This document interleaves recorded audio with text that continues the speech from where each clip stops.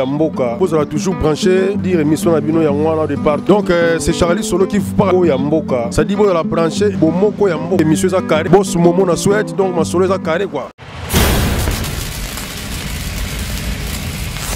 Lutumba Simoro a été honoré par la visite chez lui en sa résidence de son Excellence, Monsieur le ministre de la Culture, Sylvain Maurice Macheke, venu lui rassurer que le gouvernement continue et va continuer à toujours prendre en charge les frais relatifs à ses soins de santé. Cette visite, nous vous la proposons à l'instant. Le président de la République avait instruit le gouvernement pour assurer donc une prise en charge médicale et totale en faveur de l'artiste musicien Lutumba, qu'on a eu à évacuer à son temps en France pour des soins appropriés. Et le gouvernement a déjà fait quelque chose et il va continuer à le faire en faveur de l'artiste musicien Lutumba, qui n'est pas le moindre. C'est une icône de la musique congolaise. Et par ma voix, je peux rassurer à tout le monde que le gouvernement de la République va encore prendre l'artiste musicien en charge pour le transférer en France où il suit déjà ses soins.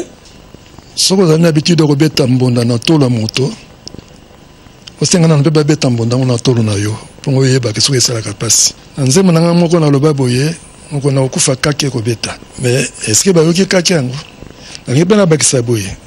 Oyebi lo kita ya kake baoka kangote. Soko yoki yango seki okufite. Nazana no tina minute oyo, na ko remercier mon konzi. Ya biso ya culture, wa sa déplacement pensa aya ko talangai.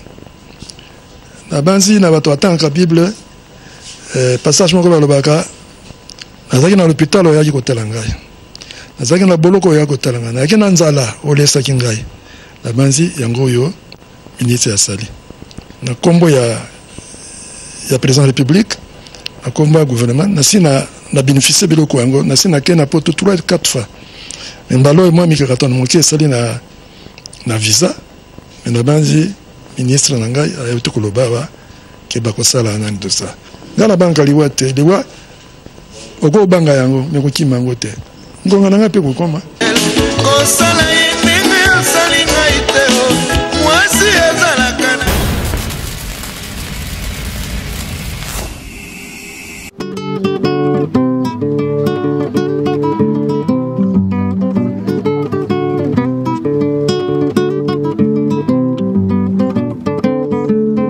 Mboka. Vous allez toujours brancher, dire émission à bino ya ngwana de part. Donc c'est Charlie Solo qui vous parle ya Mboka. Ça dit vous la brancher, bon moko ya Mboka. Émission za carré. Boss momo na souhaite donc ma solo za carré quoi.